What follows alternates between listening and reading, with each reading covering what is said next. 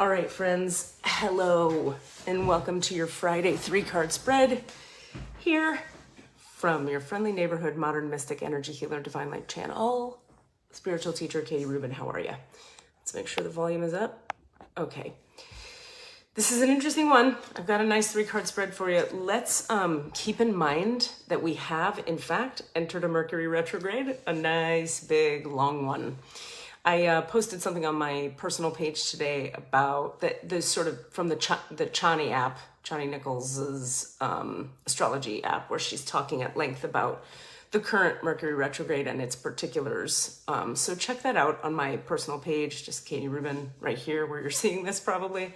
Because it's going to be a long one. And what we want to keep in mind with Mercury retrogrades is, first of all, they have particular flavors. It depends on what the planetary activations and alignments are in terms of like what kind of retrograde it's going to be. So she laid it out really clearly. So I just reposted what she had to say about that. So check that out. So given that as our backdrop, we understand that astrologically, we're in a moment of backwardsness, review, wanting to move slowly because things, scheduling, computers, machines, contracts are all going to go wackadoo in this period of time.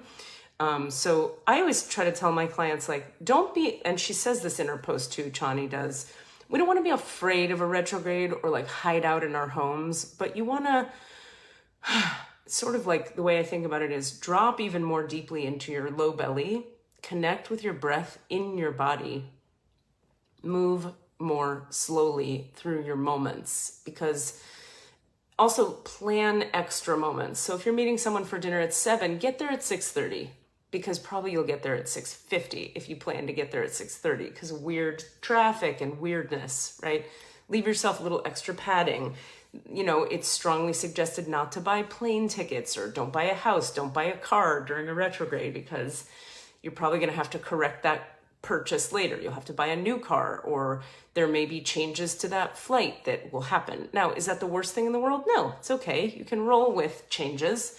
Just be aware that if any choices you make that involve buying things or contracts during a retrograde, there may be adjustments that have to be made later. So it's wise to wait. Personally, I would not buy a house or anything huge or take a job or sign a contract that commits you to something during a retrograde, particularly if you have open ego in your human design. So that's the backdrop of today's reading.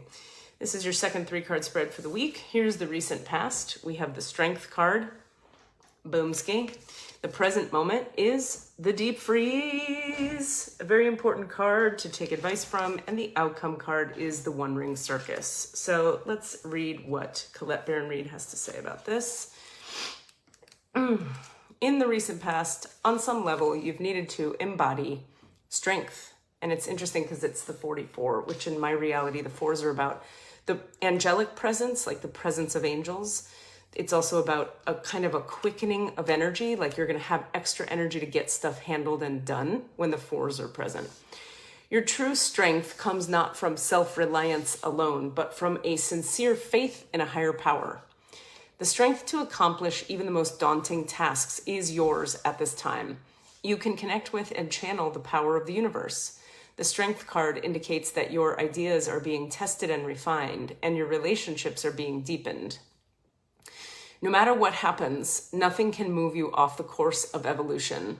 As the potency of your connections becomes more obvious, you're able to harness the creative energies that are available to you. Let's read that again. As the potency of your connections with other people becomes more obvious, you're able to harness the creative energies that are available to you. Also, I hear that as your connections with spirit, your connections with yourself, your connections with family, friends, everybody. Have courage and dive in, for magic is in the process of finding a form to take. When you remember that real strength comes from a combination of your efforts and reliance on a higher power working through you, all is possible. You can do anything now. Really great reminder for me, for sure, is that strength is, real true strength is the strength of what you already have as shared or combined with the strength of the universe flowing through you. We never have to think that we in and of ourselves alone have to make life happen, make our careers happen. There are action steps we definitely need to take in 3D reality, and the universe is contributing all the time. So you can take a step and then receive support. Take a step and then back off. Take a step and then open up. I found that to be a great process for myself in terms of how to integrate spiritual help, spiritual support coming from the universe. Because if you think of it this way, if you're just constantly taking steps, actions, doing it, making it happen, doing it, steps, actions, there's no room in that dynamic for the universe to contribute to you. But if you breathe and receive the universe while you take a step, that's co-creation, that's collaboration. So you can practice breathing and receiving what the universe is giving whilst stepping forward on the action steps you need to take. Deep freeze, everything has its season. This is our present moment card. The cold winter beckons you to slow down and put a freeze on things that are not yet ready to bloom. It's time for regeneration and hibernation. Forgo ambitious activity. This speaks to the retrograde we're in. A pregnant pause allows ideas to gestate, projects to shift and change, and relationships to go through a dreamy state of being. Not going anywhere, not needing to. This is also a time to put all your arguments on ice. Nothing beneficial will come from any of them. Self-care is the most important activity now. So reflect, read a good book, or get a massage, rest, and dream.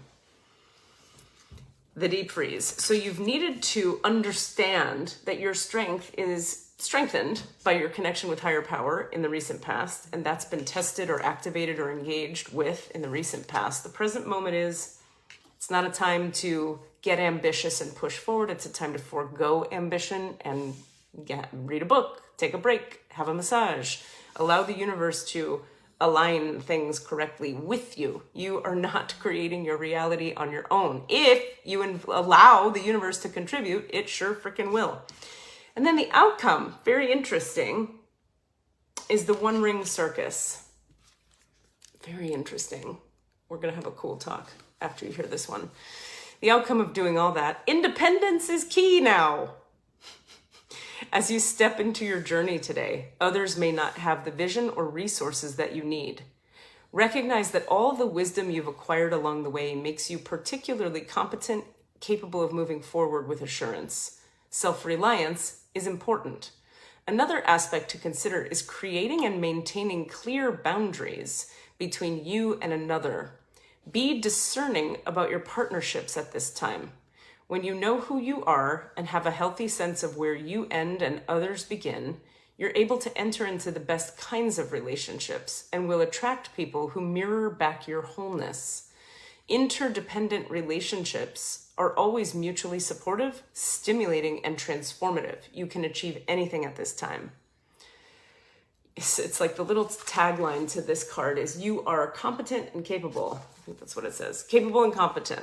So it's interesting, right? Because we're being told, don't forget, you don't do this strength thing alone. You have higher power. You have consciousness. You have the divine. You have God, whatever word you like to use for that.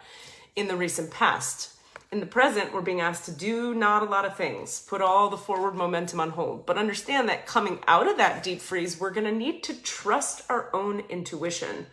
We're going to need to understand that maybe the people around us don't have the vision that we have to bring to fruition the things we're trying to bring. So you've got to trust your own knowing. Go forward despite what the people around you can or cannot see or understand.